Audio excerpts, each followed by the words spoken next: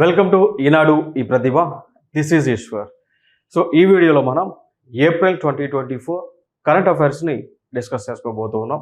So దీనిలో international, national and regional ఇష్యూస్ని మనం కవర్ చేసుకుందాం.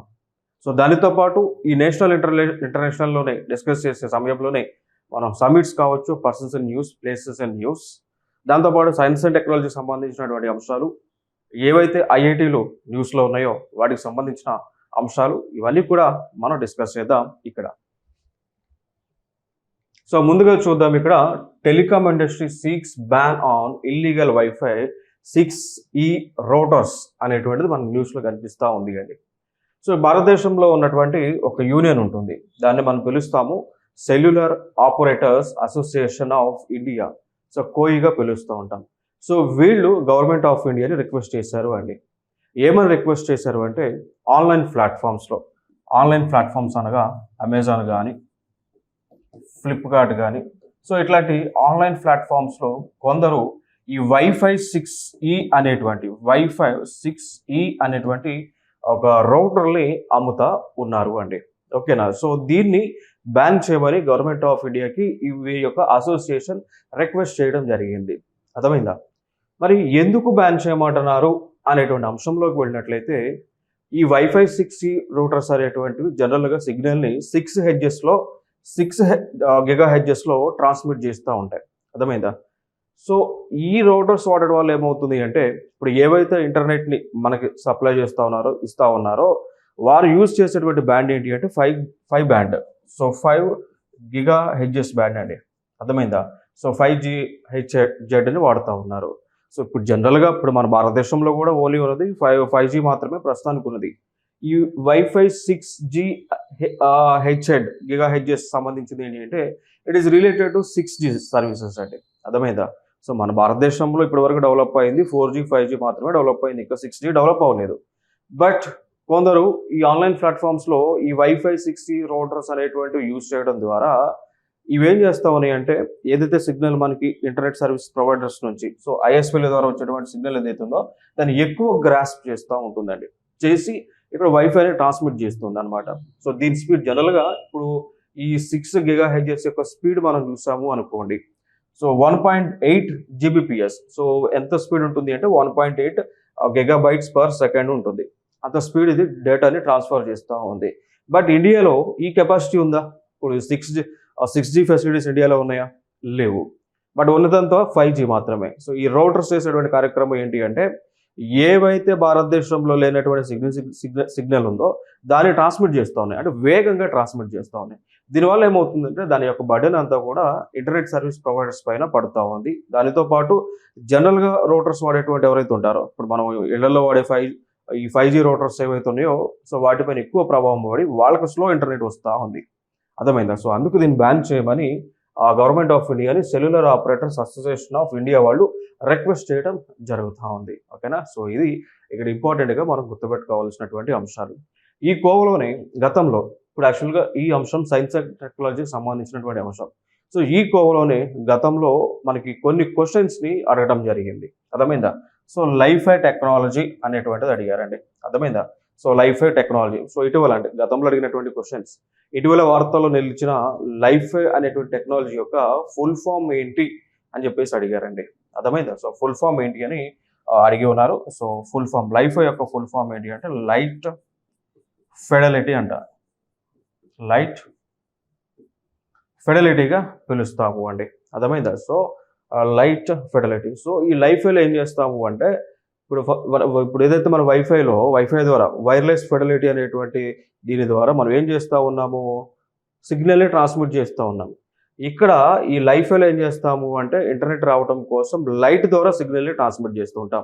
అర్థమైంది కదా? సో వైర్లెస్ ఫెడలిటీలో మనం ఏం చేస్తాము, సిగ్నల్ ట్రాన్స్మిట్ చేస్తున్నాం త్రూ మీన్స్ ఆఫ్ వేవ్స్తో మనం ట్రాన్స్మిట్ చేస్తూ ఉంటాం అనమాట.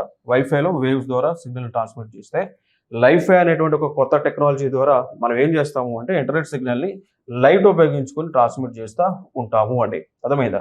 సో ఈ లైఫై అనేటువంటిది వైఫై కంటే అడ్వాన్స్డ్, బట్ స్టిల్ ఇంకా డెవలప్మెంట్ స్టేజ్లో అయితే ఉండటం జరిగింది. సో భారతదేశంలో ఉన్నటువంటి ఐఐటీలు ఎవరైతే ఉన్నారో సో వాళ్ళు దాంతోపాటు టెలికాం రంగంలో ఉన్నటువంటి వారు వీళ్ళందరూ కూడా లైఫైని డెవలప్ చేస్తూ ఉన్నారు. సో పూర్తిగా మనకి భారతదేశంలో అయితే అమల్లోకి అయితే రావలేదు. సో ఇది ఒక అంశం గుర్తుపెట్టుకోండి. ఫుల్ ఫామ్ గతంలో అడిగింది లైఫ్ యొక్క ఫుల్ ఫామ్ ఏంటి అన్నారు. సో లైట్ ఫెడలిటీ అనమాట. సో దీనిలో లైట్ను ఉపయోగించుకొని లైట్ వేవ్స్ ద్వారా సిగ్నల్ని ట్రాన్స్మిట్ చేయడం జరుగుతూ ఉంటుంది అండి. దాని తర్వాత ఇంకా దీనికి సంబంధించి టెలికాం రంగానికి సంబంధించి మనం కొన్ని అంశాలు మనం మాట్లాడుకున్నట్లయితే దానిలో 4G అనేటువంటిది గతంలో ఉండేది. 5G రాకముందు మనకి 4G టెక్నాలజీ భారతదేశం అంతా కూడా ఉంది, ఈవెన్ ఇప్పుడు కూడా ఉంది. దీనిలో మనకి 2 టైప్స్ ఆఫ్ ఉంటాయి. సో ఒకటి అంటాము ఎల్టీ అంటాం, రెండవది వోల్ట్ అని పిలుస్తూ ఉంటామండి. ఈ 4Gలోనే మనకి ఎల్టీ అనేటువంటిది వోల్ట్ అనేటువంటివి ఉంటాయి. గతంలో అడిగినటువంటి క్వశ్చన్స్ ఏంటి అంటే యూపీఎస్సీలో అడిగినటువంటి క్వశ్చన్స్ ఏంటి అంటే వోల్ట్ యొక్క ఫుల్ ఫామ్ ఏంటో అడిగారు. దాంతోపాటు ఈవెన్ ఎస్ఎస్సిలో కూడా దాన్ని అడగడం జరిగింది. What is the full form of volt అని ఎస్ఎస్సిలో అడిగారు, యూపీఎస్సీలో కూడా అడగడం జరిగింది. అర్థమైందా? సో చూద్దాం. సో వోల్ట్ యొక్క ఫుల్ ఫామ్ ఏంటి అంటే voice over long term evolution అండి. అర్థమైందా? సో ఫైనల్గా దీని యొక్క ఫుల్ ఫామ్ ఏంటి? Voice over long term evolution అనేటువంటిది వరల్డ్ యొక్క ఫుల్ ఫామ్. ఇక దీనిపైన ఉన్నటువంటిది ఎల్టీఏ. సో ఎల్టీఏ అనేటువంటిది ఏంటి అంటే లాంగ్ టర్మ్ ఎవల్యూషన్. సో ఇది ఫుల్ ఫామ్స్ అనేటువంటి గవర్నమెంట్ ఆఫ్ ఇండియా డెసిగ్నేట్ చేసినటువంటి ఫుల్ ఫామ్స్ అండి. అర్థమైందా? సో ఇదొక ఇంపార్టెంట్ అంశంగా మనం గుర్తుపెట్టుకోవాలి ఈ టెక్నాలజీకి సంబంధించి. ఇంకొక అంశం మనం చూద్దాం. RBI proposes new rules for electronic trading platforms అండి. సో ఇప్పుడు మనకి రిజర్వ్ బ్యాంక్ ఆఫ్ ఇండియా భారతదేశంలో ఉన్నటువంటి ఎలక్ట్రానిక్ ట్రేడింగ్ ప్లాట్ఫామ్స్ ఉన్నాయి. సో వాటిపైన కొత్త రిస్ట్రిక్షన్స్, కొత్త రూల్స్ అనేటువంటిది అమల్లోకి తీసుకొచ్చారు. దానికంటే ముందు మనం కొన్ని అంశాలు ఇక్కడ మాట్లాడుకోవాల్సింది ఏంటి అంటే భారతదేశంలో ఉన్నటువంటి ఎలక్ట్రానిక్ ట్రేడింగ్ ప్లాట్ఫామ్ కంపెనీస్ ఏమోని ఒకసారి చూడాలి. సో కంపెనీస్ మనం చూసుకుంటే బ్రో అనేటువంటి ఒక కంపెనీ, పేటిఎం అని, ఏంజల్ వన్ అని, ఐసిఐసిఐ డైరెక్ట్.com అని, షేర్ ఖానా అని, దాని తర్వాత కోటాక్, అప్స్టాక్స్, హెచ్డిఎఫ్సి, దాని తర్వాత జిరోదా. సో ఇట్లాంటివి ఇవన్నీ కూడా ఆన్లైన్ స్టాక్ ట్రేడింగ్ కంపెనీస్ ఇవన్నీ కూడా. సో దీన్ని మనం ఎలక్ట్రానిక్ ట్రేడింగ్ ప్లాట్ఫామ్స్గా మనం పిలుస్తూ ఉంటాం. మరి ఈ కంపెనీలు నిర్వహించేటువంటి విధులు ఏంటి అంటే సిమిలర్గా ఏదైతే భారతదేశంలో కన్వెన్షనల్గా ఉన్నటువంటి స్టాక్ ఎక్స్చేంజెస్ ఏవైతే ఉన్నాయో ఫర్ ఎగ్జాంపుల్గా తీసుకుంటే బాంబే స్టాక్ ఎక్స్చేంజ్ అంటాం, బిఎస్సి అంటాం, లేదా ఎన్ఎస్సి నేషనల్ స్టాక్ ఎక్స్చేంజ్ అంటాం. సో వీటిలో ఏం చేస్తూ ఉంటారు? ట్రేడింగ్ జరుగుతూ ఉంటుంది. ఓకేనా? సో షేర్లు, కంపెనీలకు సంబంధించినటువంటి షేర్లు ఏవైతే ఉన్నాయో ఆ షేర్లని కొనటము అమ్మటము చేస్తూ ఉంటారు. అర్థమైందా? సో కంపెనీకి సంబంధించినటువంటి షేర్లను వివిధ రకాల కంపెనీలోనే కాదు, ఫర్ ఎగ్జాంపుల్గా తీసుకుంటే జియో అనో, ఎయిర్టెల్ అనో వివిధ కంపెనీలోనే ఆ కంపెనీలకు సంబంధించినటువంటి షేర్లను ఈ స్టాక్ ఎక్స్చేంజ్లు ఏం చేస్తాయి అంటే స్టాక్ ఎక్స్చేంజ్ల ద్వారా కొనటము, సెల్లింగ్ అండ్ బయింగ్ అనేటువంటిది చేస్తూ ఉంటామండి. సో సెల్లింగ్, బయింగ్ అంతా కూడా ఇది ఎట్లా డిపెండ్ అయి ఉంటుంది అంటే ఆ కంపెనీ యొక్క గ్రోత్ను బట్టి డిపెండ్ అయి ఉంటుంది. ఆ కంపెనీ ఆ రోజు చూపించినటువంటి సేల్స్ ఆధారంగా ఆ షేర్స్ని సెల్ అండ్ బై అనేటువంటిది చేస్తూ ఉంటారు. కొనేవాళ్ళు కొంటుంటారు, అమ్మేవాళ్ళు అమ్ముతూ ఉంటారు. సో ఆ కంపెనీలో గ్రోత్ అనేటువంటిది ఎక్కువగా ఉన్నప్పుడు ఆ షేర్ వాల్యూ అనేటువంటిది పెరుగుతుంది. ఆ కంపెనీ నష్టాల్లో ఉంటే కనుక ఆ షేర్ వాల్యూ అనేటువంటిది తగ్గుతూ ఉంటుంది. ఇది జనరల్గా మనకు తెలుసుకోవాల్సిన అంశాలు. ఈ కాన్సెప్ట్ ఇండియన్ ఎకానమీకి సంబంధించినటువంటి అంశం అండి. ఎందుకంటే ఇండియన్ ఎకానమీలో మనకు సిలబస్ ఉంటుంది. స్టాక్ ఎక్స్చేంజెస్ అని చెప్పేసి ముందుగా సెబీ అని ఉంటుంది, సెబీ అండ్ రెగ్యులేటరీ ఏజెన్సీ అని ఉండి దానిలోనే స్టాక్ ఎక్స్చేంజెస్ అని ఉంటాయి. సో దానిలో ఈ సిలబస్ అక్కడికి ఇంపార్టెంట్. ఇది ఒక అంశం మనం మాట్లాడుకుందాం. సో ఈ బాంబే స్టాక్ ఎక్స్చేంజ్ అయినా, నేషనల్ స్టాక్ ఎక్స్చేంజ్ అయినా ఇవన్నీ కూడా ప్రభుత్వ రంగ సంస్థలు. సో గవర్నమెంట్ ఆఫ్ ఇండియాకి చెందినటువంటి సంస్థలు అండి. అర్థమైందా? సో ఇక్కడ ఏం చేస్తా ఉన్నాయి అంటే దీని మాదిరిగానే ఈ కంపెనీలు ఎస్టాబ్లిష్ చేశారు. ఇవన్నీ కూడా ప్రైవేట్ రంగానికి చెందినటువంటి కంపెనీలు. వీళ్ళు కూడా ప్రైవేట్ రంగానికి చెందినటువంటి కంపెనీలు. సో వీళ్ళు ఏం చేస్తారంటే ఏ విధంగా స్టాక్ ఎక్స్చేంజెస్ అనేటువంటి ఉన్నాయో ఆ విధంగా ఈ కంపెనీ వాళ్ళు షేర్లను, వివిధ కంపెనీలకు సంబంధించిన షేర్లను అమ్మటము, కొనుగోలు చేసేటువంటి కార్యక్రమాలన్నీ కూడా చేస్తూ ఉంటారు. అర్థమైందా? సో ఇదొక ఇంపార్టెంట్ అంశంగా మనం మాట్లాడుకోవచ్చు. సో ఇంకొక అంశం, ఈ షేర్లలో మనకి లైక్ కంపెనీలకు సంబంధించిన షేర్లే కాకుండా కొన్ని ప్రొడక్ట్స్ ఉంటాయి. లైక్ సెక్యూరిటీస్ అని, డెరివేటివ్స్ అని, ఫారెన్ ఎక్స్చేంజ్ ప్రొడక్ట్స్ అని చెప్పేసి ఉంటాయి. సో వాటిలో కూడా అమ్మేటువంటి కార్యక్రమాన్ని, కొనేటువంటి కార్యక్రమాన్ని చేస్తారు. సో ఇక్కడ ఏం చేశారంటే, ఇప్పుడు ఏదైతే రిజర్వ్ బ్యాంక్ ఆఫ్ ఇండియా తీసుకొచ్చిన కొత్త రూల్స్ ఏంటి అంటే, ఏ కంపెనీ అయినా కానీ ట్రేడింగ్కి సంబంధించి ఎస్టాబ్లిష్ అయిందో భారతదేశంలో, వాళ్ళు ఖచ్చితంగా కేవైసీ నామ్స్ని ఫాలో అవ్వాలి అని చెప్పారండి. ఖచ్చితంగా ఈ కేవైసీ నామ్స్ అంటాం. ఈ కేవైసీ నామ్స్ అంటాం. ఈ కేవైసీ నామ్స్ అంటే electronic know your customer. Know your customer అండి. సో ఈ కేవైసీ యొక్క ఫుల్ ఫామ్ ఏంటి అంటే ఎలక్ట్రానిక్ నో యువర్ కస్టమర్ అని పిలుస్తూ ఉంటాం. సో ఈ కంపెనీలన్నీ కూడా ఎవరైతే దీంట్లో రిజిస్టర్ అయి ఉంటారో వారి యొక్క పూర్తి ఇన్ఫర్మేషన్ని తెలుసుకోవాలి. అర్థమైందా? సో ఎవరికి పడితే వాళ్ళకి వీటిలో అకౌంట్స్ ఇవ్వకూడదు. సో ఖచ్చితంగా వారి యొక్క ఇన్ఫర్మేషన్ అంతా కూడా తెలుసుకున్న తర్వాత, వెరిఫై అయిన తర్వాతనే వాళ్ళకి అకౌంట్స్ అనేటువంటి ఇవ్వాలి అని చెప్పేసి గవర్నమెంట్ ఆఫ్ ఇండియా అంటే రిజర్వ్ బ్యాంక్ ఆఫ్ ఇండియా ద్వారా గైడ్ లైన్స్ ఇవ్వడం జరిగింది. ఇంకొక అంశం ఏంటి అంటే, ఇప్పుడు ప్రజెంట్ మనకి టెక్నాలజీ డెవలప్ అయింది కాబట్టి ఈ షేర్లను కొనాలన్నా అమ్మాలన్నా మనకు ఒక అకౌంట్ ఉండాలి. ఆ అకౌంట్ని అంటాము డీమ్యాట్ అకౌంట్ అని అంటామండి. ఆ అకౌంట్ని అంటాము డీమ్యాట్ అకౌంట్ అనేటువంటి పేరుతో పిలుస్తూ ఉంటాం. సో దీనికి సంబంధించి కూడా గైడ్ లైన్స్ ఇచ్చారు. సో ఎవరైనా కానీ డీమ్యాట్ అకౌంట్ అనేటువంటిది ఓపెన్ చేయాలి అంటే ఓపెన్ చేయవచ్చు. సో వితిన్ సెకండ్స్లో ఈ కేవైసీ ద్వారా డీమ్యాట్ అకౌంట్ని ఓపెన్ చేయవచ్చు. ఎవరైనా కానీ డీమ్యాట్ అకౌంట్ని క్లోజ్ చేయాలి అంటే వితిన్ సెకండ్స్లో క్లోజ్ చేసుకోవచ్చు అని గవర్నమెంట్ ఆఫ్ ఇండియా అంటే reserve bank of India guide lines ఇవ్వడం జరిగింది. క్లియర్ కదా? సో ఇదొక అంశం. ఇంకొక అంశం మనం గుర్తుపెట్టుకోవాల్సిన అంశం ఏంటి అంటే, డీమ్యాట్ అకౌంట్ అనేటువంటిది ఇది ఆఫ్లైన్ ఆన్లైన్ అంటే కంప్లీట్గా ఆన్లైన్ మోడ్ అండి. సో కంప్లీట్గా డీమ్యాట్ అకౌంట్ అనేటువంటిది ఆన్లైన్ మోడ్లో నడుస్తూ ఉంటుంది. ఓకే, సో ఈ అంశాలు దీనికి సంబంధించి మనం గుర్తుపెట్టుకోవాల్సినవి. ఇంకొక అంశం ఏంటి అంటే డీమ్యాట్ యొక్క ఆబ్జెక్టివ్ ఏంటి? సో డీమ్యాట్ అనేటువంటిది ఎందుకు మనం ఓపెన్ చేయాల్సి ఉంటుంది అంటే, దేనికోసం అంటే మన షేర్లను అమ్మాలన్నా, కొనాలన్నా, పెట్టుబడులు పెట్టాలన్న స్టాక్ ఎక్స్చేంజెస్లో డీమ్యాట్ అకౌంట్ కలిగి ఉండటం అనేటువంటిది మ్యాండేటరీగా గవర్నమెంట్ ఆఫ్ ఇండియా తీసుకురావడం జరిగింది. ఇంకొక అంశం, ఈ డీమ్యాట్ వల్ల కలిగేటువంటి బెనిఫిట్స్ ఏంటి అంటే, ముందుగా ట్రాన్స్పరెన్సీ అనేటువంటిది ఉంటుందండి. ముందుగా ట్రాన్స్పరెన్సీ అనేటువంటిది ఉంటుంది. సో దీంట్లో జరిగేటువంటి ప్రతి ట్రాన్సాక్షన్ కూడా దీని యొక్క లెక్క గవర్నమెంట్ ఆఫ్ ఇండియా దగ్గర ఉంటుంది. సో ఉన్నప్పుడు government of India proper tax collection అనేటువంటిది చేయొచ్చండి. లెక్కలన్నీ కూడా, అకౌంట్స్ అన్ని కూడా ఆన్లైన్ అయినప్పుడు ఆటోమేటిక్గా ఏమవుతుంది, ఎంత ట్యాక్స్ కట్టాలి అనేటువంటి అంశం గవర్నమెంట్ ఆఫ్ ఇండియా దగ్గర ఉంటుంది కాబట్టి ఆటోమేటిక్గా ట్యాక్స్ అమౌంట్ని డిడక్ట్ చేసుకుంటూ ఉంటుంది ఈ డీమ్యాట్ అకౌంట్స్ ఉండటం ద్వారా. సో ఇదొక బెనిఫిట్గా మనం చెప్పుకోవచ్చు. ఇంకొక అంశం చూద్దాం. ఓకే, సో ఫైనల్గా నేనేం చెప్పామన్నా, ఎలక్ట్రానిక్ ట్రేడింగ్ ప్లాట్ఫామ్స్ అనేటువంటివి కన్వెన్షనల్గా ఏదైతే మన భారతదేశంలో బాంబే స్టాక్ ఎక్స్చేంజ్ కానీ, నేషనల్ స్టాక్ ఎక్స్చేంజ్ కానీ ఉన్నాయని చెప్పి ఉన్నానో దానిలాగానే ఇది ఆన్లైన్లో వర్క్ చేస్తూ ఉంటుంది. ఓకేనా? So ETPs operate outside of traditional stock exchanges and provide a platform for buyers and sellers to trade directly with in each other. ఓకేనా? సో ఇది జనరల్గా లైక్ ఇప్పుడు for example government banks, private banks ఏ విధంగా ఉందో, government బ్యాంక్స్కి సిమిలర్గా మనం చెప్పుకుంటే బాంబే స్టాక్ ఎక్స్చేంజ్ లేదా నేషనల్ స్టాక్ ఎక్స్చేంజ్. ప్రైవేట్ బ్యాంక్స్కి మనం చెప్పాలి అనుకుంటే ఎగ్జాంపుల్గా చెప్తే మనకి కోటక్ బ్యాంక్ కానీ, ఐసిఐసిఐ బ్యాంక్, ఇవన్నీ కూడా ప్రైవేట్ బ్యాంక్స్. దానికి సిమిలర్గానే ఇందాక నేను చూపించినటువంటి ఈటీపీ ప్లాట్ఫామ్స్. ఓకే, ఇక దాని తర్వాత ఇంకొక అంశం, ఇంకొక guide lines reserve bank of India తీసుకొచ్చింది ఏంటి అంటే, ఎవరైనా కానీ ఈటీపీ ఆపరేటర్స్గా ఉండాలి అంటే వారు మినిమం నెట్ వర్త్ అనేటువంటిది 5 crores మెయింటైన్ చేయాలి అని చెప్పారండి. ఓకేనా? సో ఎవరైనా కానీ ఈటీపీ ప్లాట్ఫామ్స్ రన్ చేయాలి అంటే వారి యొక్క కనీస ఆస్తులు అనేటువంటివి 5 కోట్ల రూపాయల కంటే ఎక్కువ ఉండాలి అని reserve bank of India target పెట్టారు. ఓకే, ఇదొక అంశం. నెక్స్ట్, ఏదైనా కానీ భారతదేశంలో ఈటీపీ ప్లాట్ఫామ్ ఏర్పాటు చేయాలి అంటే దానికి రిజిస్ట్రేషన్ అంతా కూడా గవర్నమెంట్ ఆఫ్ ఇండియా అంటే ఇండియాలోనే ఉండాలి. Okay, so the entity must be a company incorporated in India. So భారతదేశంలోనే ఉండాలి అన్నమాట.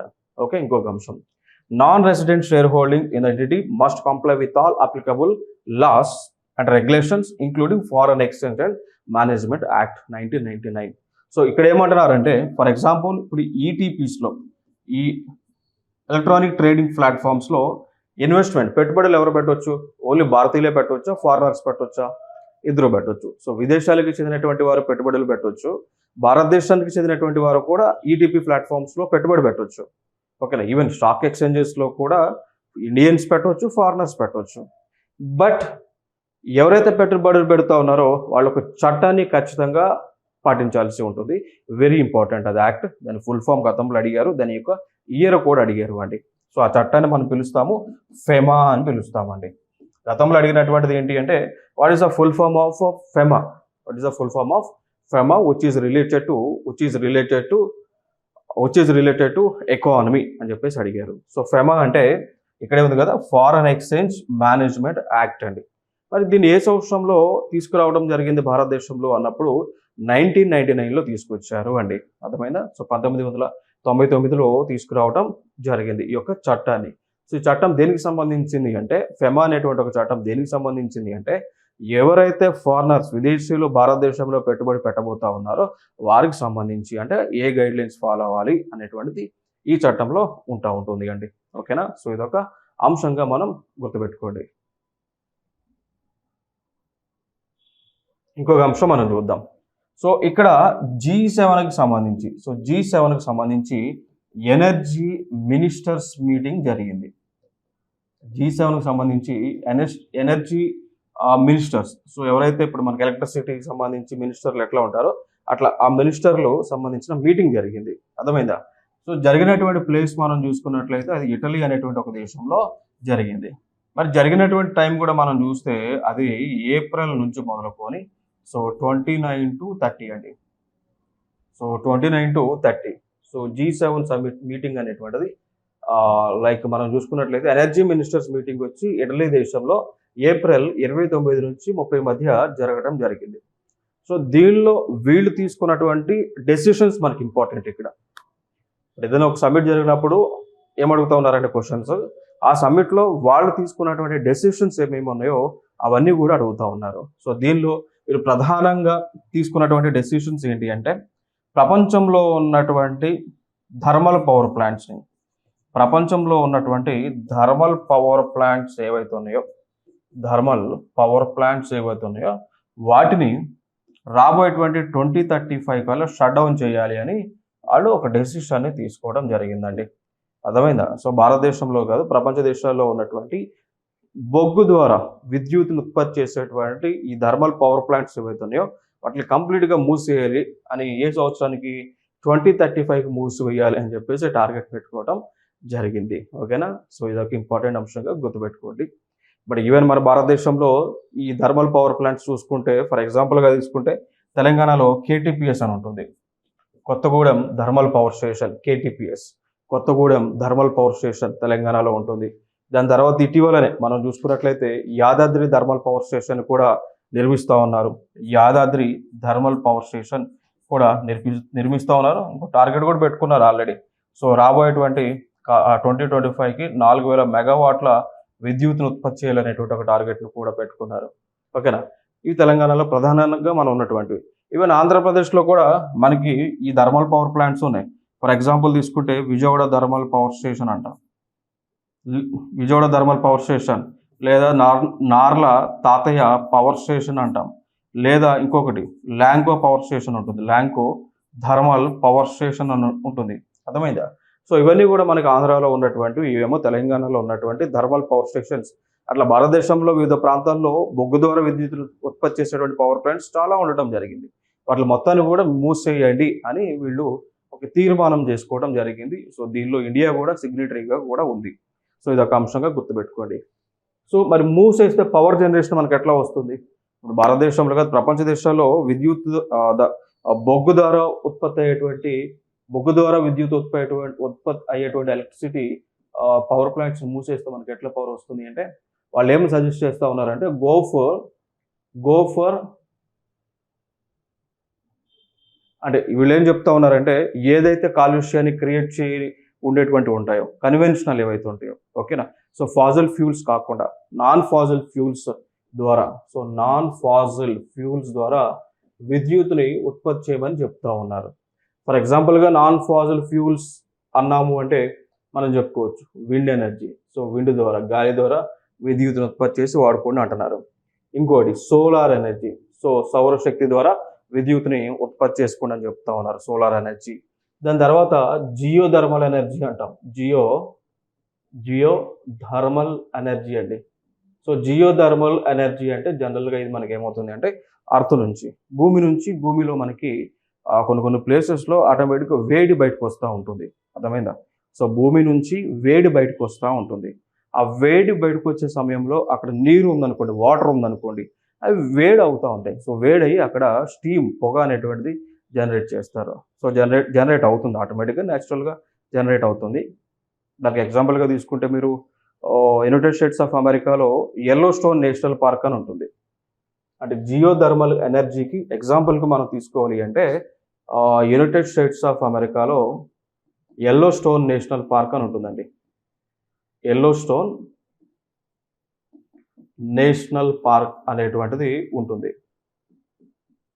ఈ పార్క్లో గీజర్స్ ఉన్నాయి. సో న్యాచురల్ గీజర్స్ అంటాం.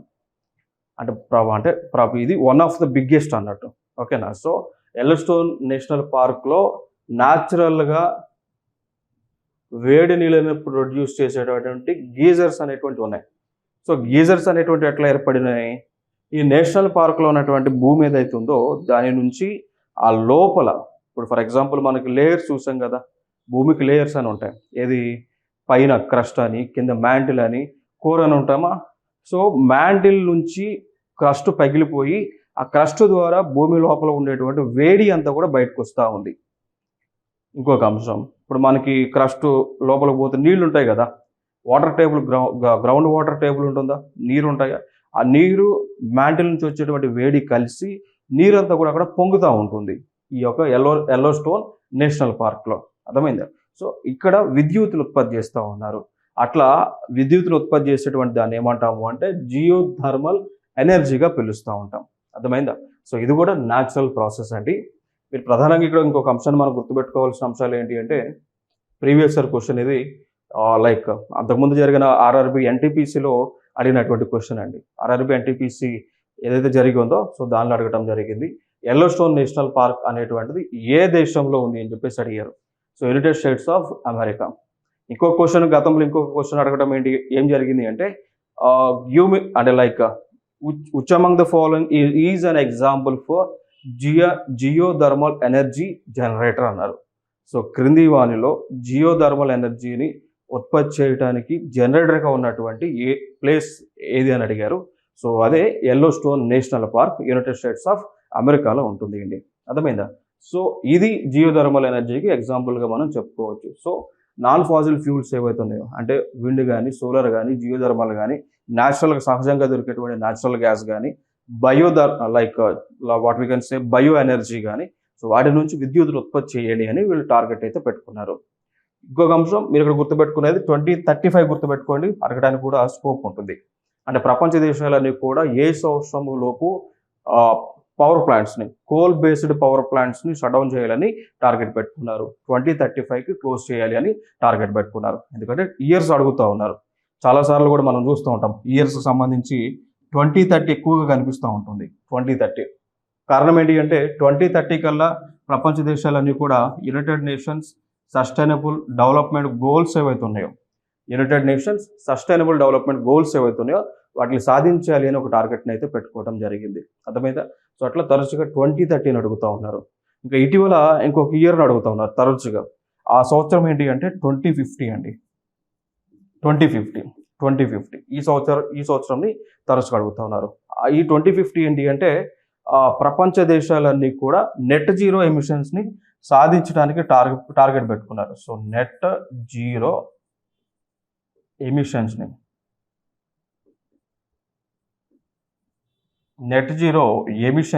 అర్థమైందా? సో నెట్ జీరో ఎమిషన్స్ని రీచ్ అవ్వడానికి టార్గెట్ పెట్టుకున్నారు 2050కి. ఇదొక అంశం 2050 టార్గెట్ పెట్టుకున్నారు అన్ని దేశాలు. బట్ భారతదేశము ఈ 2050ని ఫాలో అవ్వట్లేదు. భారతదేశం పెట్టుకున్న టార్గెట్ ఎంత అంటే 2070 అండి. సేమ్ ఇదే నెట్ జీరో ఎమిషన్స్ని భారతదేశము 2070కి రీచ్ అవుతాం అనేటువంటి ఒక టార్గెట్ని అయితే పెట్టుకున్నారు. కారణం ఏంటి అంటే భారతదేశం స్టిల్ డెవలపింగ్ కంట్రీ కాబట్టి ఇప్పుడు ఉన్నటువంటి పరిస్థితులలో భారతదేశంలో ఉన్నటువంటి ఇండస్ట్రీస్ని మూసేయడం సాధ్యం కాదు కాబట్టి అందుకోసం 2050కి మేము రీచ్ అవ్వలేము, నెట్ జీరో ఎమిషన్స్ని 2070కి రీచ్ అవుతామని మనము ఆ ఇయర్ని అయితే మార్చుకున్నాం. ఇవి గుర్తుపెట్టుకుని మెయిన్ ఇంపార్టెంట్. తరచుగా అడుగుతూ ఉన్నారు. ఇంకొక అంశం మనం చూద్దాం. ఐఎంఎఫ్ అనేటువంటి ఏదైతే సంస్థ ఉందో దాన్నే మనం అంటాము ఇంటర్నేషనల్ మానిటరీ ఫండ్ అని అంటామండి. సో దాన్నే పిలుస్తాము మనం ఇంటర్నేషనల్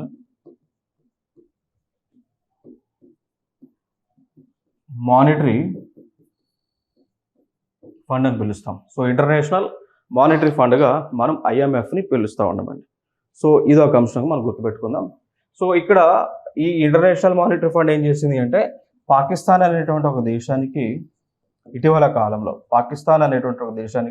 ఇటీవల కాలంలో లోన్ ఇవ్వటం జరిగింది. ఆ లోన్ కూడా $1.1 బిలియన్ మేర లోన్ అయితే ఇచ్చారండి. $1.1 బిలియన్ మేర ఆ లోన్ అనేటువంటిది ఇవ్వటం జరిగింది. అర్థమైందా? సో ఇది ఒక ఇంపార్టెంట్. రీసెంట్ టైమ్స్లో ఐఎంఎఫ్ నుంచి లోన్ పొందినటువంటి దేశము పాకిస్తాన్ దేశం. గతంలో ఈ కోవలోనే ఒక క్వశ్చన్ అడగటం జరిగింది. ఏంటి అంటే లైక్ ఐఎంఎఫ్ నుంచి ఇటీవల ఏ దేశము లోన్ పొందిందంటే 2024కి గాను ఏ దేశము, నా 2024, 2023. సో 2023కి గాను ఏ దేశము ఇటీవల ఐఎంఎఫ్ నుంచి లోన్ పొందింది అని చెప్పేసి అడిగారు. ఆ దేశమే శ్రీలంక అండి. సో శ్రీలంక దేశం గతంలో 2023లో పూర్తిగా ఆర్థిక సంక్షోభంలో ఉండటం జరిగింది. సో ఫుడ్ క్రైసిస్ కానీ ఎకనామిక్ క్రైసిస్ కానీ వీటి రావడం ద్వారా ఐఎంఎఫ్ నుంచి శ్రీలంక అనేటువంటి దేశం లోన్ పొందడం జరిగింది. ఇది 2023లో అడిగినటువంటి క్వశ్చన్ అండి. ఇప్పుడు 2024లో లోన్ పొందినటువంటి దేశం ఏంటి అంటే పాకిస్తాన్ దేశం లోన్ పొందింది. కాబట్టి ఇది ఇంపార్టెంట్. 2023లో ఈ క్వశ్చన్ అడిగారు కాబట్టి ఇప్పుడు కూడా అడగడానికి కూడా స్కోప్ ఉంటుంది. ఓకే, సో పాకిస్తాన్ దేశం ఐఎంఎఫ్ నుంచి లోన్ పొందడం జరిగింది. మరి ఎందుకు అంత విశిష్టత అంటే ఐఎంఎఫ్ నుంచి లోన్ పొందంలోనే కాంపిటేటివ్ ఎగ్జామ్స్లో క్వశ్చన్స్ అడుగుతారా? ఎందుకు అడుగుతున్నారు అంటే వెరీ ఇంపార్టెంట్. ఏ దేశము అయినా కానీ ఇంటర్నేషనల్ మానిటరీ ఫండ్ దాన్ని ప్రపంచ ద్రవ్య నిధిగా మనం పిలుస్తామండి ఇంటర్నేషనల్ మానిటరీ ఫండ్ని. సో ప్రపంచ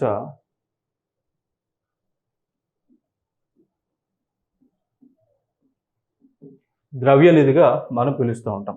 సో ప్రపంచ ద్రవ్య నిధిగా ఇంటర్నేషనల్ మానిటరీ ఫండ్ అని పిలుస్తామా? వాళ్ళు ఎప్పుడు లోన్ ఇస్తారు అంటే ఏ దేశము అయితే పూర్తిగా సంక్షోభంలో ఉంటుందో, ఏ దేశము అయితే ఆర్థికంగా పతన స్థాయిలో ఉంటుందో సో ఆ దేశానికి మాత్రమే ఈ ఐఎంఎఫ్ వాళ్ళు లోన్ ఇస్తారు అంటే. అర్థమైందా? సో అంటే ఇక్కడ శ్రీలంకకి లోన్ ఇచ్చారు అంటే పూర్తిగా పతనమైందని. పాకిస్తాన్కి ఎందుకు లోన్ ఇస్తున్నారంటే పాకిస్తాన్ కూడా పతన స్థాయిలో ఉంది, దాని యొక్క ఆర్థిక వ్యవస్థ అంతా కూడా మందగించింది అనేటువంటి ఉద్దేశం అనమాట. ఓకేనా? సో అట్లా ఈ ఐఎంఎఫ్ వాళ్ళు లోన్ ఇస్తారు. అందుకే ఐఎంఎఫ్ లోన్ ఇచ్చింది అంటే ఆ దేశం కొలాప్స్ అయింది అనేటువంటి అర్థం అనమాట. అందుకే దీనిని కాంపిటేటివ్ ఎగ్జామ్స్లో తరచుగా అడుగుతూ ఉంటారు.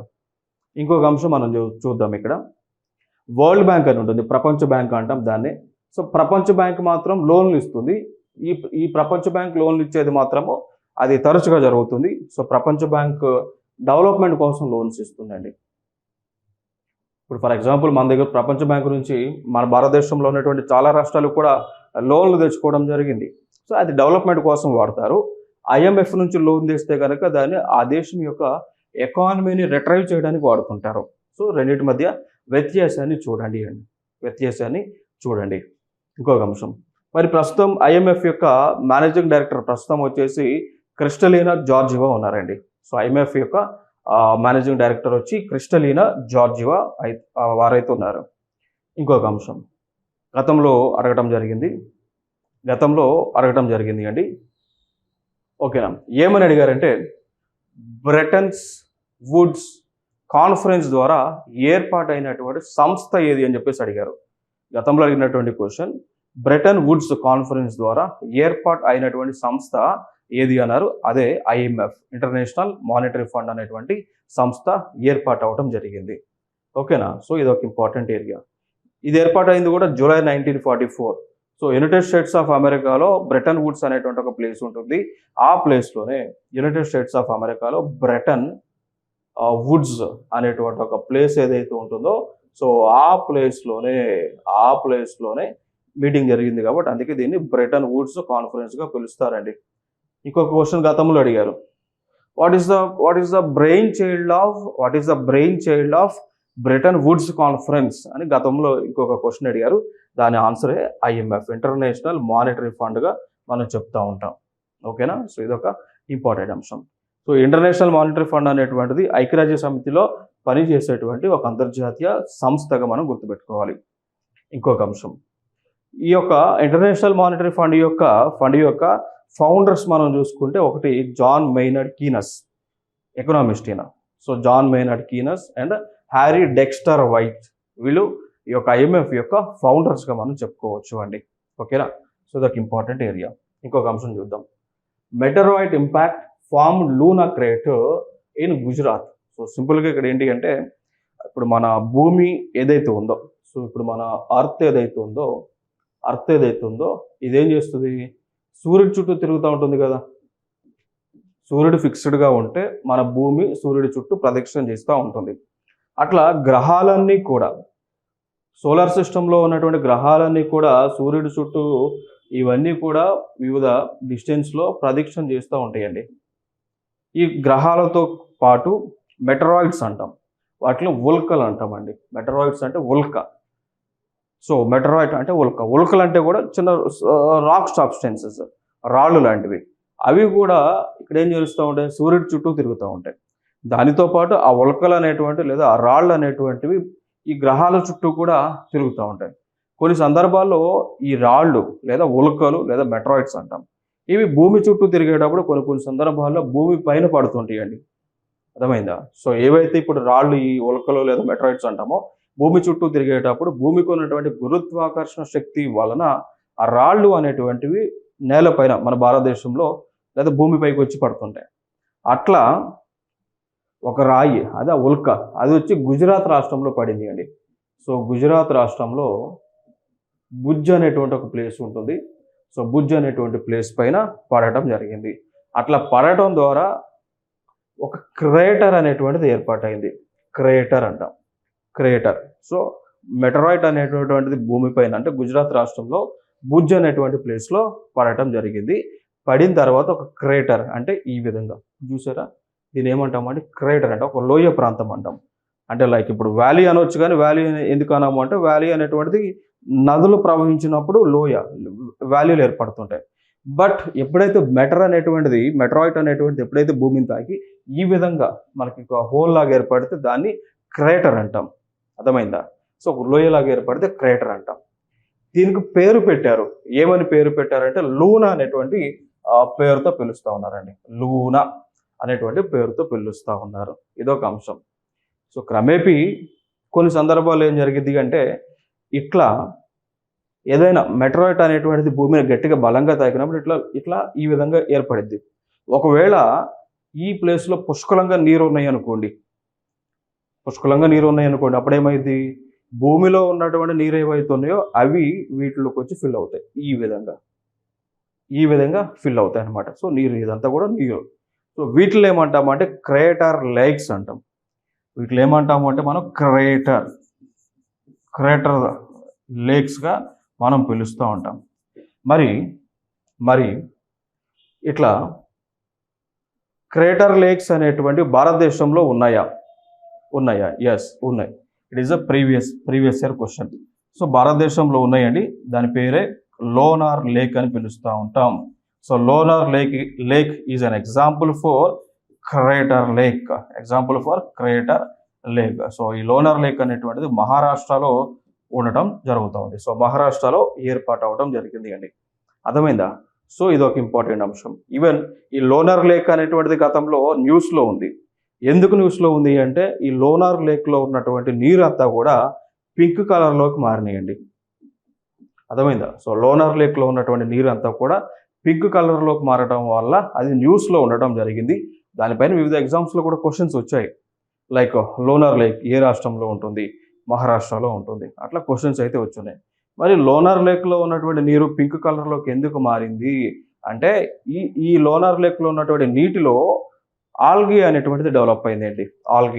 సో ఆల్గియా అనేటువంటిది డెవలప్ అవటం ద్వారా ఆల్గియా వల్ల లోనార్ లేక్లో ఉన్నటువంటి నీరుకు పింక్ కలర్ అనేటువంటిది వచ్చింది. అట్లా ఇది న్యూస్లో ఉంది.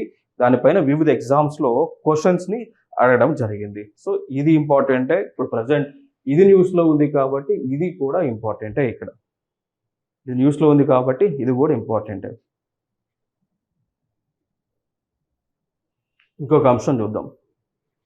Rapid warming of Indian ocean projected study report. So సింపుల్గా ఏం చెప్తా ఉన్నారు అంటే మనకి సర్వే చేశారు. సర్వే చేసిన తర్వాత అంటే శాటిలైట్ల ద్వారా సర్వే చేశారు. సర్వే చేసిన తర్వాత ఫైనల్గా తెలిసినటువంటి అంశం ఏంటి అంటే మన ఇండియన్ ఓషన్, సో హిందూ మహాసముద్రం ఏదైతే ఉందో సో దానిలో ఉన్నటువంటి నీరు అంతా కూడా వేడెక్కుతూ ఉంది అండి. సో ఇప్పుడు మన భూమిపైన ఓషన్ సముద్రాలు ఉన్నాయా, లైక్ పసిఫిక్ ఓషన్ అంటాము, ఇండియన్ ఓషన్ అంటాము, సదరన్ ఓషన్ అంటాము, అట్లాంటిక్ ఓషన్ అంటాం. సో ఇట్లా మనకి సముద్రాలు ఏవైతే ఉన్నాయో వాటిలో one of the sea ocean వచ్చి ఇండియన్ ఓషన్. సో దీనిలో ఉన్నటువంటి నీరు అంతా కూడా వేడి ఎక్కుతూ ఉంది అని రిపోర్ట్స్ తెలియజేస్తూ ఉన్నారు అండి. అర్థమైందా? సో వాటర్ అనేటువంటిది చాలా వేడిగా మారుతూ ఉంది. ఇంకొక అంశం, మరి ప్రపంచంలో ఉన్నటువంటి ఓషన్ బాడీస్లో అత్యధికంగా ఎక్కువ వేగంగా వేడెక్కుతున్నటువంటి సముద్రము కూడా ఇండియన్ ఓషన్ అండి. సో ప్రపంచంలో ఉన్న దానిలో ఎక్కువ వేగంగా వేడెక్కుతున్నది కూడా మనకి ఇండియన్ ఓషన్గా గుర్తుపెట్టుకోండి. ఈ రిపోర్ట్ ప్రకారం మనకు తెలియజేస్తున్నటువంటి అంశం ఏంటి అంటే రాబోయేటువంటి 2020 నుంచి 2100 సంవత్సరాల మధ్య ఈ యొక్క ఇండియన్ ఓషన్ యొక్క వేడి అనేటువంటిది, వాటర్లో ఉన్నటువంటి వేడి అంతా కూడా 1.7 డిగ్రీ సెంటిగ్రేడ్ నుంచి 3.8 డిగ్రీ సెంటిగ్రేడ్ వరకు పెరిగేటువంటి ఛాన్సెస్ ఉన్నాయని రిపోర్ట్స్ తెలియజేయడం జరుగుతూ ఉంటుంది. ఇంకొక అంశం, మరి ఈ నివేదికను విడుదల చేసింది కూడా ఎవరు అంటే Indian institute of tropical meteorology అనేటువంటిది ఉంటుంది, IITM పూణేలో ఉంటుంది. సో వీళ్ళు సర్వే చేసి ఆ రిపోర్ట్ని రిలీజ్ చేయడం జరిగింది అండి. ఇంకొక అంశం, మరి ఎందుకు ఈ నీరు అంతా కూడా వేడెక్కుతూ ఉంది, కారణం ఏంటి అనేటువంటి అంశంలోకి వెళ్ళినట్లయితే ముందుగా క్లైమేట్ చేంజ్ అనేటువంటిది ప్రధానమైనటువంటిది కారణం అండి. సో క్లైమేట్ చేంజ్, సో వాతావరణ మార్పు జరుగుతూ ఉంది. మరి వాతావరణ మార్పు అనేటువంటిది ఎందుకు జరుగుతూ ఉంది అంటే టెంపరేచర్ వల్ల. సో భూమిపై ఉన్నటువంటి ఉష్ణం అనేటువంటిది పెరగటం వలన మనకేం జరుగుతుంది, వాతావరణంలో మార్పు వస్తూ ఉంది.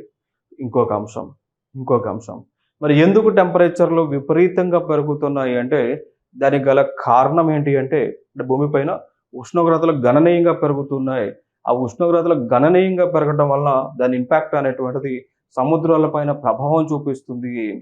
మరి టెంపరేచర్ అనేటువంటిది పెరగడానికి గల కారణం ఏంటి అంటే మెయిన్గా మనం చెప్పుకోవచ్చు, దాన్నే మనం పిలుస్తాము గ్రీన్ హౌస్ గ్యాసెస్ అని. గ్రీన్ హౌస్ గ్యాసెస్ అంటాం. So green house gases GHG వల్ల మనకి ఉష్ణోగ్రతలు గణనీయంగా పెరుగుతూ ఉన్నాయండి. ఇంకొక అంశంగా మనం మాట్లాడుకుందాం. మరి గ్రీన్ హౌస్ గ్యాసెస్ అంటే ఏంటి అంటే ఫర్ ఎగ్జాంపుల్గా తీసుకుంటే 1 carbon monoxide, 2 carbon dioxide, CH4 methane. CH4 అంటే మీథేన్, అది కూడా గ్రీన్ హౌస్ గ్యాసే. దాని తర్వాత మనం చూసుకున్నట్లయితే ఇంకా గ్రీన్ హౌస్ గ్యాసెస్కి ఎగ్జాంపుల్గా వాటర్ వేపర్ అండి. సో నీటి ఆవిరి కూడా, వాటర్ వేపర్ కూడా గ్రీన్ హౌస్ గ్యాస్కి ఎగ్జాంపులే. సో ఇవన్నీ కూడా గణనీయంగా మనం ఎమిట్ చేస్తూ ఉన్నాం. దాంతోపాటు మెయిన్ ఇంపార్టెంట్ క్లోరోఫ్లోరో కార్బన్స్ అంటాం. ఓకేనా? సో ఇవన్నీ కూడా మనం వాతావరణంలోకి రిలీజ్ చేయటం వలన గ్రీన్ హౌస్ గ్యాసెస్ అనేటువంటిది పెరిగి గ్లోబల్ వార్మింగ్ అనేటువంటిది పెరుగుతూ ఉంది. So global warming is nothing but భూమిపై ఉన్నటువంటి ఉష్ణోగ్రతలు పెరగటం అనమాట. సో ఈ ఉష్ణోగ్రతలు పెరగడం వల్ల సముద్రం యొక్క నీరు అంతా కూడా వేడెక్కుతూ ఉంది. మరి ఎందుకు ఇండియన్ ఓషన్లోనే ఎక్కువ సముద్రం వేడెక్కుతూ ఉంది అంటే కారణం ఏంటి అంటే ఇండియన్ ఓషన్ చుట్టూ కూడా ఉన్నటువంటి దేశాలు ప్రస్తుతము ఇండస్ట్రియలైజేషన్ అయినటువంటి దేశాలండి. సో వేగంగా అభివృద్ధి చెందుతున్నటువంటి దేశాలు, వేగంగా ఇండస్ట్రీస్ని ఎస్టాబ్లిష్ చేస్తున్నటువంటి దేశాలండి. ఓకేనా? సో దాంతోపాటు ట్రాన్స్పోర్ట్ సెక్టర్ కూడా డెవలప్ అవడం ద్వారా ఈ రిలీజ్ చేసేటువంటి హార్మ్ఫుల్ గ్యాసెస్ ద్వారా ఈ ఫినామినా అనేటువంటిది జరుగుతూ ఉంది. క్లియర్ కదా? సో ఇవన్నీ కూడా మీకు ఇంపార్టెంట్. ఇప్పుడు నేను ఏదైతే నేను డిస్కస్ చేసి ఉన్నానో ప్రతి పాయింట్ కూడా ఇక్కడ ఇంపార్టెంట్. ఈవెన్ అసర్షన్ అండ్ రీజనింగ్లో కూడా అడగడానికి ఛాన్సెస్ ఉన్నటువంటి అంశాలండి ఇవన్నీ కూడా. ఓకే, సో ఇవి ఇంపార్టెంట్ అంశం. ఇంకొక అంశం దీనికి సంబంధించిందే ఓజోన్ డిప్లేషన్ అంటాం. సో ఓజోన్ పొర ఏదైతే ఉందో ఓజోన్ పొరకి రంధ్రము అనేటువంటిది పడింది, మళ్ళీ పెరుగుతూ ఉంది. అంటార్క్టికా ప్రాంతంలో ఓజోన్ పొరకి రంధ్రం పడింది అండి. ఆ ఓజోన్ పొరకి రంధ్రం పడటం వలన సూర్యుడి నుంచి డైరెక్ట్గా మనకి అల్ట్రా వైలెట్ బి రేస్ వస్తూ ఉన్నాయి. సూర్యుడి నుంచి డైరెక్ట్గా అల్ట్రా వైలెట్ బి రేస్ అనేటువంటి భూమిపైకి వచ్చి భూమి యొక్క ఉష్ణోగ్రతలను పెంచుతూ ఉన్నాయి. సో అది కూడా ఒక రీజన్ చెప్పుకోవచ్చు ఇండియన్ ఓషన్ యొక్క మనకి ఆ టెంపరేచర్స్ అనేటువంటివి ఇంక్రీజ్ అవ్వడానికి. క్లియర్ కదా? సో ఇది ఒక ఇంపార్టెంట్ అంశంగా మనం గుర్తుపెట్టుకోండి. ఓకే, సో అఫ్ కోర్స్ ఈ ఓజోన్ యొక్క డిప్లేషన్ అంటే ఓజోన్ పొరకి రంధ్రం పడడానికి, అంటార్క్టికాలో ఓజోన్ పొరకి రంధ్రం పడడానికి గల కారణాలు ఏంటి అంటే క్లోరోఫ్లోరో కార్బన్స్ అండి. ఓకేనా, సిఎఫ్సిస్ అంటాం, క్లోరోఫ్లోరో కార్బన్స్. అర్థమైందా? సో వాటినే మనము ఇంకొక భాషలో మనం చెప్పవచ్చు ఫ్రియాన్స్ అని అంటాం. వాటినే మనం ఫ్రియాన్స్ అనేటువంటి పేరుతో కూడా పిలుస్తూ ఉంటాము అండి. సో ఇవేం చేస్తాయి అంటే క్లోరోఫ్లోరో కార్బన్స్ అనేటువంటివి ఏం చేస్తాయి అంటే, ఫర్ ఎగ్జాంపుల్గా తీసుకుంటే క్లోరిన్ మనం తీద్దాం. సో క్లోరిన్ ఓజోన్ యొక్క ఫార్ములా O3. సో క్లోరిన్ అనేటువంటిది ఓజోన్తో కలిసి, ఓజోన్ ఎక్కడ ఉంటుంది? స్ట్రాటోస్ఫియర్లో ఉంటుంది కదా. మనకి అట్మాస్ఫియర్ లేయర్స్ ఉన్నాయా, ట్రోపోస్ఫియర్, స్ట్రాటోస్ఫియర్ అని. ఆ స్ట్రాటోస్ఫియర్లో ఓజోన్ ఉంటుంది. సో ఈ భూమిపై నుంచి క్లోరిన్ మనం ఏదైతే రిలీజ్ చేస్తామో ఆ క్లోరిన్ అనేటువంటిది ఓజోన్తో రియాక్ట్ అయ్యి సిఎల్ఓగా ప్లస్ ఆక్సిజన్గా మారుతుంది. అర్థమైంది? అంటే O3గా ఆక్సిజన్ అనేటువంటిది O3 ఫార్మ్లో ఉంటేనే దాన్ని మనం ఓజోన్ అంటాం. ఒక దట్టమైనటువంటి పొర అనమాట. బట్ అది కాకుండా ఈ క్లోరిన్ ఆక్సిజన్ కలిసి ఇట్లా సిఎల్ఓ ఫామ్ అయ్యి O2 ఆక్సిజన్ కనుక ఫామ్ అయితే ఇక్కడ ఏం జరిగింది అంటే ఓజోన్ పొర అనేటువంటిది దెబ్బతింటుంది. ఎప్పుడైతే ఓజోన్ పొర దెబ్బతింటుందో సో అప్పుడు సూర్యుడి నుంచి వచ్చేటువంటి అల్ట్రావైలెట్ బి రేస్ అనేటువంటి ఆటోమేటిక్గా భూమిపైకి వచ్చి భూమిపైన ఉష్ణోగ్రతలను పెంచుతూ ఉంటుంది అండి. ఓకేనా? సో ఇది ఇంపార్టెంట్ ఏరియాగా మనం గుర్తుపెట్టుకోవాలి. ఇంకొక అంశం చూద్దాం. Dubai approves world's largest airport terminal. So సింపుల్గా మనం గుర్తుపెట్టుకునేవి ప్రపంచంలోనే అతిపెద్ద ఎయిర్పోర్ట్ టెర్మినల్ ఏ దేశంలో ఉంటుంది, ఏ దేశంలో ఏర్పాటు చేయబోతూ ఉన్నారు? యునైటెడ్ అరబ్ ఎమిరేట్స్లో ఏర్పాటు చేయబోతూ ఉన్నారు. ఓకేనా? సో ప్రపంచంలో అతిపెద్ద ఎయిర్పోర్ట్ టెర్మినల్ని దుబాయ్ లేదా యునైటెడ్ అరబ్ ఎమిరేట్స్లో ఏర్పాటు చేయబోతూ ఉన్నారు. ఓకేనా? సో దానికి సంబంధించి వీళ్ళు అమౌంట్ కూడా శాంక్షన్ చేసుకున్నారు. సో $34.85 బిలియన్ మేర ఆ ఖర్చుతో ఈ యొక్క ఎయిర్పోర్ట్ని రూపొందించబోతా ఉన్నారు. ఓకేనా? సో ఇది ఇక్కడ ప్రధానంగా మనం గుర్తుపెట్టుకోవాల్సినటువంటి అంశాలు. రైట్, ప్రధానంగా మనం గుర్తుపెట్టుకోవాల్సిన అంశాలు ఇవన్నీ కూడా. ఓకే, ఇంకొక అంశం చూద్దాం. భారతదేశంలో ఉన్నటువంటి ఎయిర్పోర్ట్స్ పేర్లు మనకి ఇంపార్టెంట్, తరచుగా అడుగుతూ ఉన్నారు. మరి ఏ ఏ ప్రాంతాల్లో భారతదేశంలో ఎయిర్పోర్ట్స్ అనేటువంటివి ఉన్నాయి, వాటి యొక్క పేర్లు ఏంటి అనేటువంటిది తరచుగా అడుగుతూ ఉన్నారు.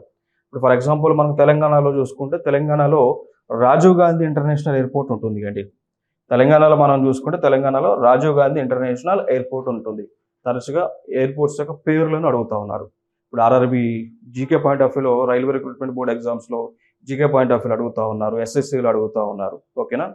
సో రాజీవ్ గాంధీ, ఈవెన్ తెలుగు స్టేట్స్లో కూడా ఏపీఎస్సీ టీఎస్పీఎస్ ఎగ్జామ్స్లో కూడా ఈ కాన్సెప్ట్స్ని అడుగుతూ ఉంటారు. చూద్దాం. సో హైదరాబాద్లో ఉంది ఇదే రాజీవ్ గాంధీ ఇంటర్నేషనల్ ఎయిర్పోర్ట్గా మనం పిలుస్తూ ఉంటాం. తెలంగాణలో ఉంది. సో విశాఖపట్నంలో కూడా ఉంది, డెవలప్ చేశారు. సో విశాఖపట్నం ఎయిర్పోర్ట్ ఉంది, ఇంటర్నేషనల్ ఎయిర్పోర్ట్. దానికి పేరేం పెట్టలేదు కానీ విశాఖపట్నం ఇంటర్నేషనల్ ఎయిర్పోర్ట్ అంటారు. దాని తర్వాత మనకి లైక్ గన్నవరం అని ఉంటుంది. సో కృష్ణా జిల్లా, ఇప్పుడు ప్రెసెంట్ అయితే అది గన్నవరం ఉంటుంది విజయవాడ దగ్గరలో.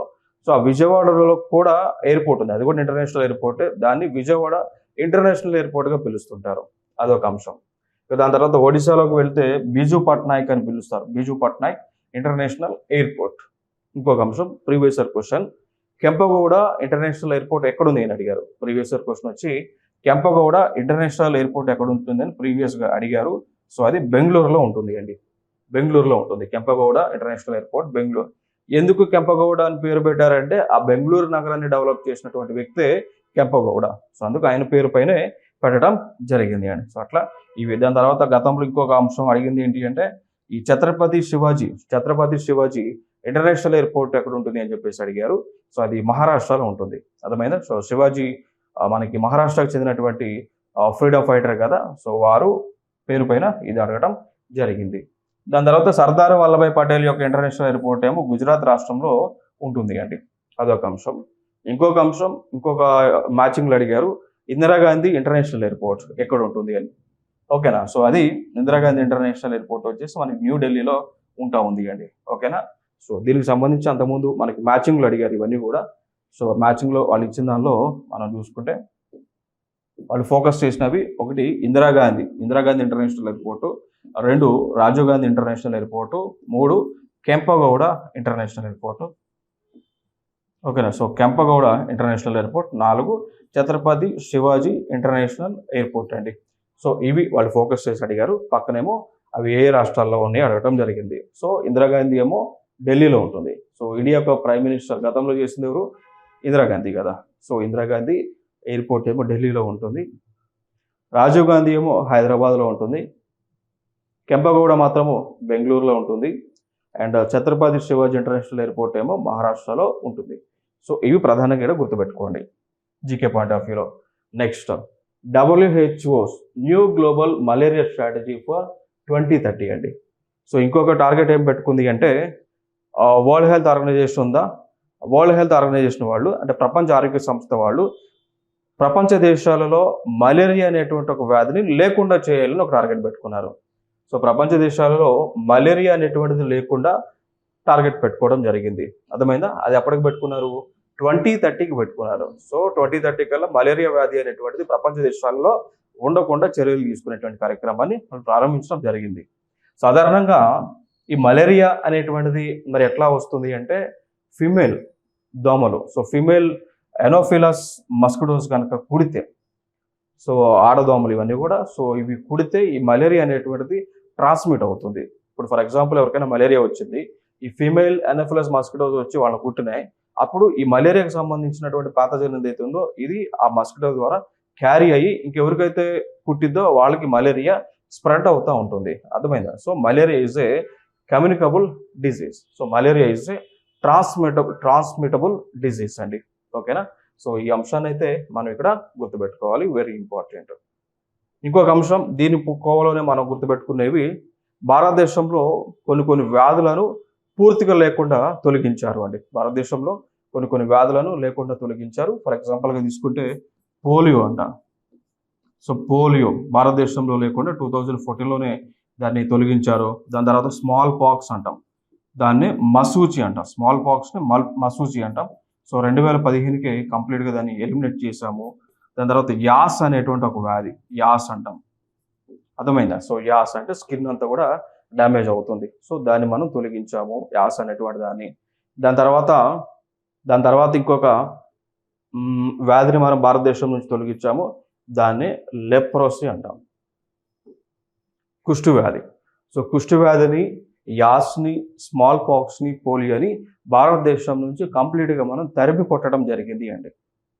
ఇప్పుడు ప్రెసెంట్ మనం పెట్టుకున్న టార్గెట్ ఏంటి అంటే టీబీని. సో ట్యూబర్క్లోసిస్ అనేటువంటి ఒక బ్యాక్టీరియల్ ఇన్ఫెక్షన్ ఏదైతే ఉందో, ట్యూబర్క్లోసిస్ అనేటువంటి ఒక బ్యాక్టీరియల్ ఇన్ఫెక్షన్ ఏదైతే ఉందో, సో దాన్ని భారతదేశం నుంచి లేకుండా ఎలిమినేట్ చేయాలి అని 2025కి టార్గెట్ పెట్టుకున్నాం. సో ఈ సంవత్సరం నుంచి టీబీ భారతదేశంలో లేకుండా చేయబోతా ఉన్నాం. సో దానికి సంబంధించి వివిధ ప్రోగ్రాంలు కూడా గవర్నమెంట్ ఆఫ్ ఇండియా లాంచ్ చేయడం జరిగింది అండి. ఓకేనా. ఇంకొక అంశాన్ని ఇక్కడ మనం చూద్దాం. So ozone depletion and it's impact on Antarctic biota. గుర్తుపెట్టుకోండి, వెరీ ఇంపార్టెంట్ ఇది. సో ఓజోన్ డిప్లీషన్ అంటే ఓజోన్ పొరకి రంధ్రము పడటము. ఆ ఓజోన్ పొరకి రంధ్రం పడటం అనేటువంటిది ఎక్కడ జరిగింది అంటే అంటార్క్టికా అనేటువంటి ఒక ప్రాంతంలో జరిగింది. ఇదొక అంశం. మొట్టమొదటిసారిగా అంటార్క్టికా ప్రాంతంలో ఓజోన్ పొరకి రంధ్రము పడింది, బొక్క పడింది అని చెప్పేసి మొట్టమొదటిసారిగా దీన్ని 1985లో డిటెక్ట్ చేయడం జరిగింది. మరి ఆ బొక్క మేర, సో ఆ రోజు అంటార్క్టికా ప్రాంతంలో ఆ బొక్క ఎంత మేర పడిందో తెలుసా? 29.6 మిలియన్ స్క్వేర్ కిలోమీటర్స్ మేర పడింది అండి. చాలా పెద్దది. సో రోజు ఓజోన్ పొరక పడినటువంటి ఆ హోల్ ఏదైతే ఉందో అది చాలా పెద్దది పడటం జరిగింది. సో ఎందుకు పడింది? ఇది రీజన్స్ కూడా మనకి ఇంపార్టెంట్. ఎందుకంటే ఈ concept environment and ecology point of వ్యూలో అడుగుతూ ఉంటారు. సో ఓజోన్ పొరకి అనేటువంటిది హోల్ ఎందుకు పడుతూ ఉంది అంటే డ్యూ టు రిలీజ్ ఆఫ్ ఫ్రేయాన్స్ అంటాం. డ్యూ టు రిలీజ్ ఆఫ్ ఫ్రేయాన్స్, దాన్ని ఫ్లోరో కార్బన్స్గా పిలుస్తారు. ఫ్రియాన్స్ని ఫ్లోరో కార్బన్స్ అంటాం, లేదా CFC షార్ట్కట్లో పిలుస్తూ ఉంటామండి. ఈ క్లోరోఫ్లోరో కార్బన్స్ అనేటువంటి జనరల్గా దేని నుంచి రిలీజ్ అవుతూ ఉంటాయి? Previous year question. సో అంటే క్లోరోఫ్లోరో కార్బన్స్కి ముఖ్య కారకాలు ఏంటి అని చెప్పేసి గతంలో అడిగి ఉన్నారు. ముఖ్య కారకాలు ఏంటి అంటే ఫ్రిడ్జెస్ అండి. మనం ఇళ్లలో వాడేటువంటి ఫ్రిడ్జ్లు ఏవైతే ఉన్నాయో అవి ముఖ్య కారణం. మన ఇళ్లలో వాడేటువంటి ఏసీలు ఏవైతే ఉన్నాయో అవి ముఖ్యమైనటువంటి కారణాలండి. అర్థమైందా? సో ఫ్రిడ్జ్ల వలన, ఏసీస్ వలన ఇక్కడ ఏం జరుగుతూ ఉంది అంటే ఫ్రియాన్స్ అనేటువంటివి గాలిలోకి రిలీజ్ అవుతూ ఉన్నాయి. ఇప్పుడు ఈ ఫ్రియాన్స్ జనరల్గా దేంట్లో వాడతారు అంటే, ఇప్పుడు ఏసీ మనకు ఏం చేస్తుంది? కూలింగ్ చేస్తుంటుంది కదా. సో ఏసీలో ఉండేటువంటి కండెన్సర్ అనేటువంటి ఒక డివైస్ ఉంటుంది. ఏసీలో మనకి కండెన్సర్ అనేటువంటి ఒక డివైస్ ఉంటుంది. ఆ డివైస్లో ఈ ఫ్రిడ్జెస్ని, ఈ యొక్క క్లోరోఫ్లోరో కార్బన్ గ్యాసెస్ని వాడుతూ ఉంటారు అండి. అర్థమైందా? సో అవి పాడైపోయి రిలీజ్ అయినప్పుడు ఇవన్నీ కూడా గాలిలో కలవడం ద్వారా మనకు వచ్చేటువంటి నష్టాలు ఏంటి అంటే ఓజోన్ అనేటువంటి ఒక లేయర్ దెబ్బతింటా ఉంది. సో ఇది ఒక ఇంపార్టెంట్ ఏరియాగా గుర్తుపెట్టుకోండి. ఓకేనా? సో ఇది ఒక ఇంపార్టెంట్ ఏరియా చూడొచ్చు.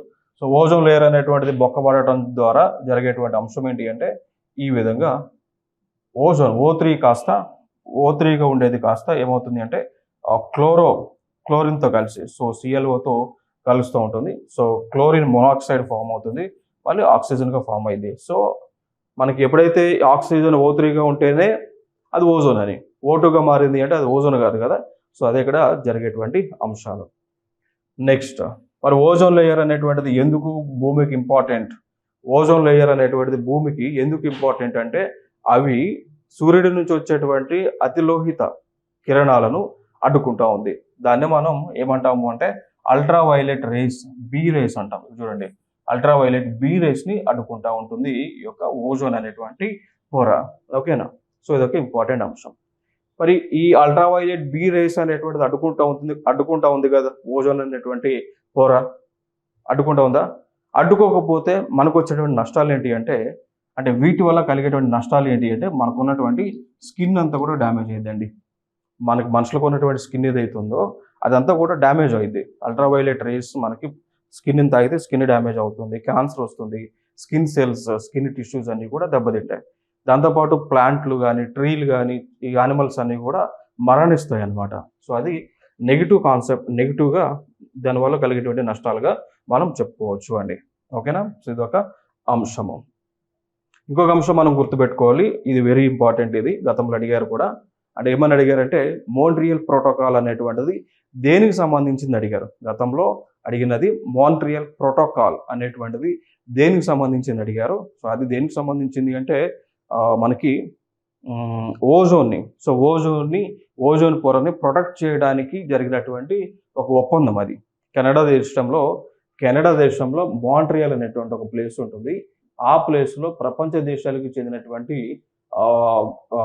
పెద్దలందరూ కూడా కూర్చొని మాట్లాడుకున్నారు. సో ఫైనల్గా వాళ్ళు ఒక ఒప్పందం చేసుకున్నారు. దాన్ని మాంట్రియల్ ప్రోటోకాల్ అంటాం. 1989లో వారు ఒప్పందం చేసుకోవడం జరిగింది అండి. ఓకేనా? సో 1 జనవరి 1959 నుంచి అది అమల్లోకి వచ్చింది ఆ ఒప్పందం అంతా కూడా.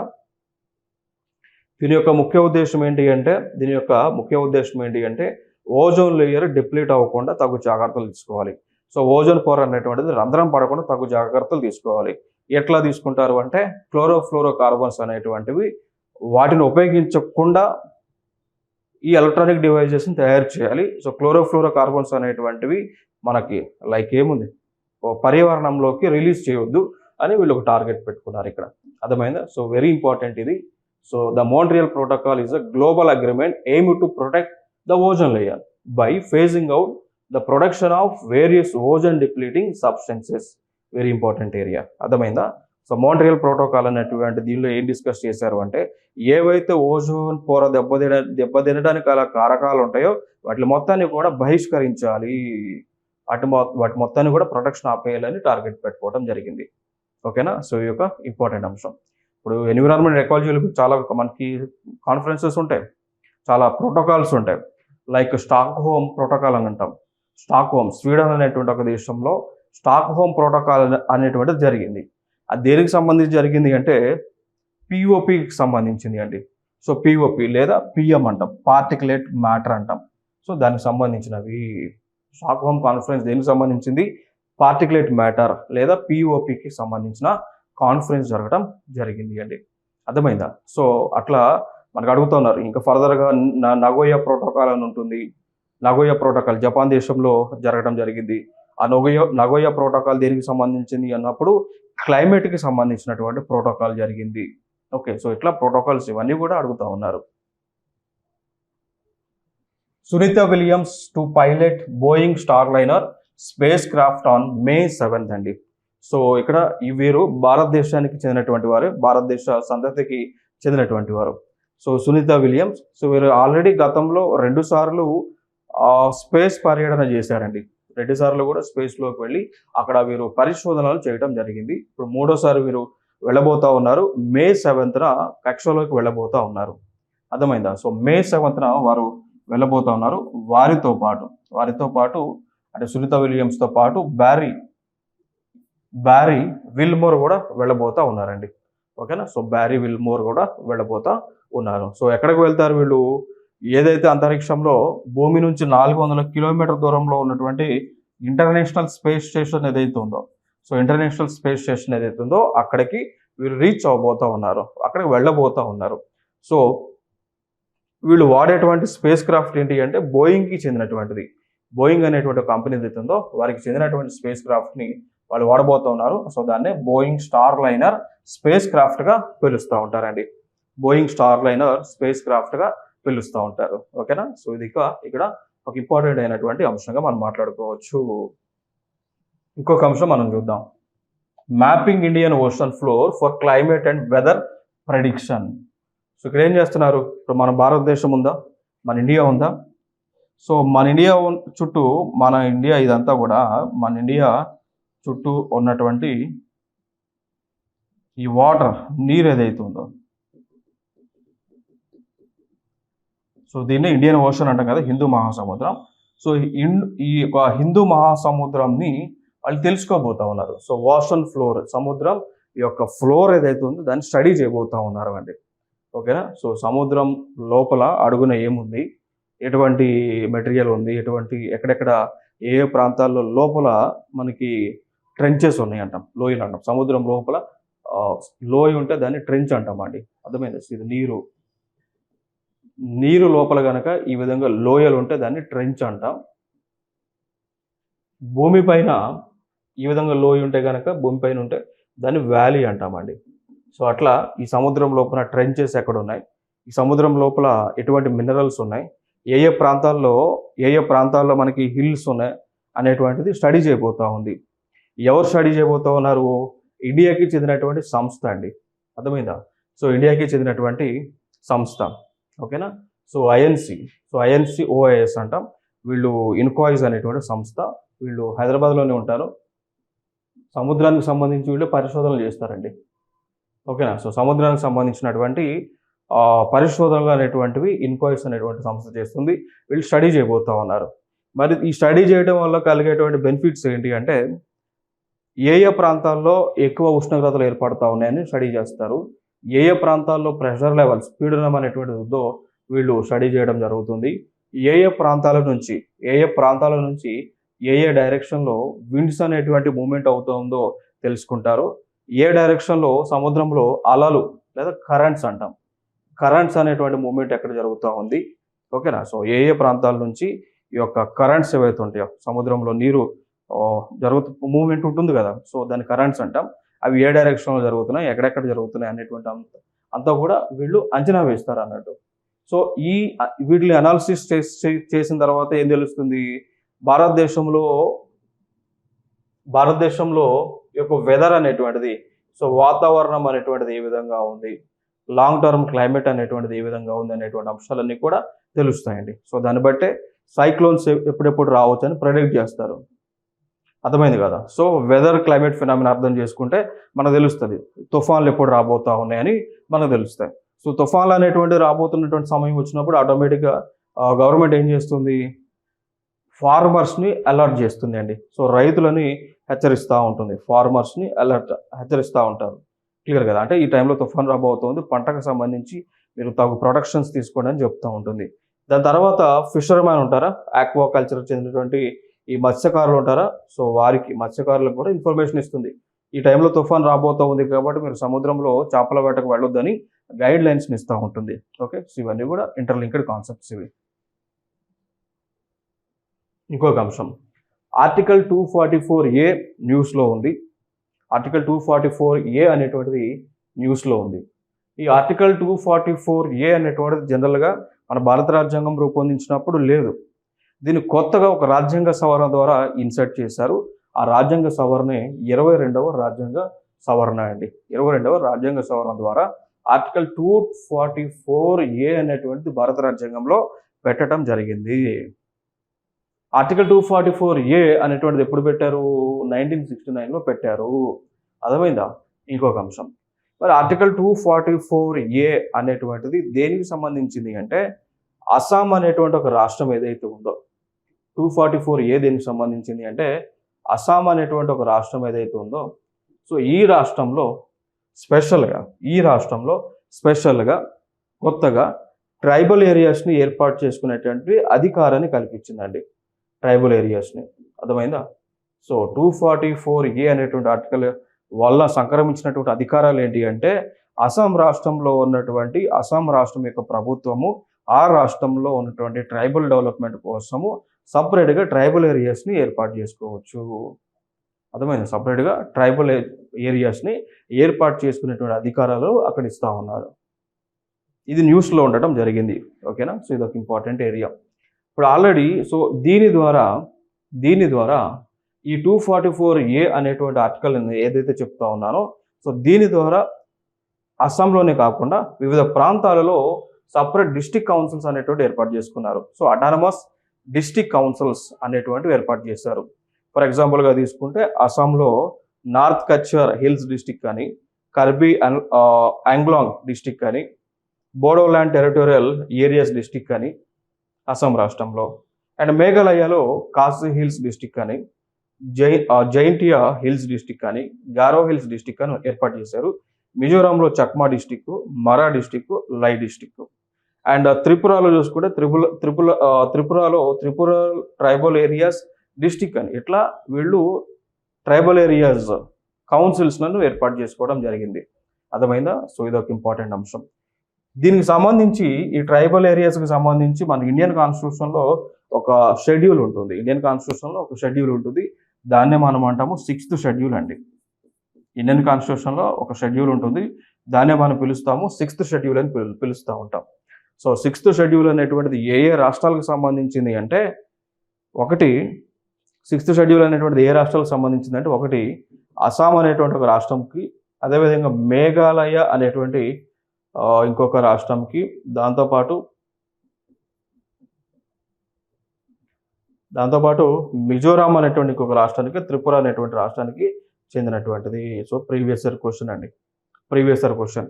సో 6th షెడ్యూల్ భారత రాజ్యాంగంలో ఉన్నటువంటి 6వ షెడ్యూల్ ఏ రాష్ట్రాలకు సంబంధించింది అని గతంలో అడిగి ఉన్నారు. Previous year question. అది Assam, Tripura, Mizoram,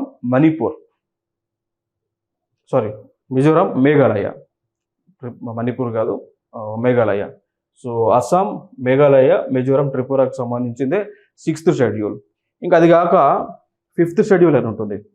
so 5th schedule అంటే ఏంటి అంటే, 6th షెడ్యూల్ లేనటువంటి రాష్ట్రాలు 5th షెడ్యూల్లో ఉంటాయి. అర్థమైందా? ఇప్పుడు ఫర్ ఎగ్జాంపుల్ ఆంధ్రప్రదేశ్ ఉందండి. సో ఆంధ్రప్రదేశ్లో కూడా ట్రైబల్ ఏరియా డెవలప్మెంట్ కౌన్సిల్స్ ఉన్నాయి. ఓకేనా? సో ఆంధ్రప్రదేశ్లో కూడా, తెలంగాణలో కూడా ట్రైబల్ డెవలప్మెంట్ కౌన్సిల్స్ ఉన్నాయి.